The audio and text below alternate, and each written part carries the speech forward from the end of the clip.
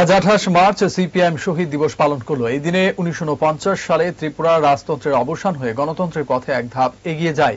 এই বিষয়ে সিপিআইএম এর রাজ্য কমিটির সম্পাদক তথা বিরোধী দলনেতা জিতেন্দ্র চৌধুরী সংবাদ মাধ্যমের সামনে বক্তব্য রাখলেন।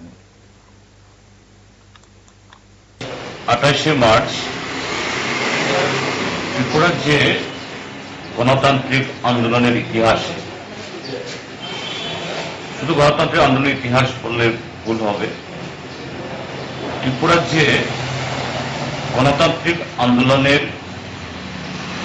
তার যে জন্ম হয়েছে, সেই ইতিহাসের পত্তনে আজকের দিন 1949 ইংরাজির 28 মার্চ স্বর্ণাক্ষরে লিখিত থাকে। 1949 ইংরাজি মানে ইতিহাসের একটা সন্ধিক্ষণ। ত্রিপুরার যে রাজতন্ত্রের পতনের একেবারে শেষ দিক, অন্যদিক থেকে স্বাধীন ভারতের সাথে যোগদানের পরে এখানে গণতান্ত্রিক ব্যবস্থা পত্তনের তার ঠিক প্রাক্কাল।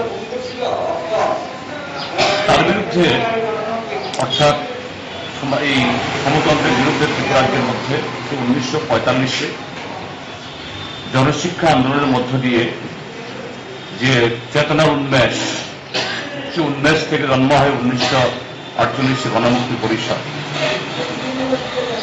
যে এই সমতন্ত্রের সমস্ত ব্যাধি, অন্যায়, অত্যাচার তার বিরুদ্ধে মানুষ গর্জে ওঠে।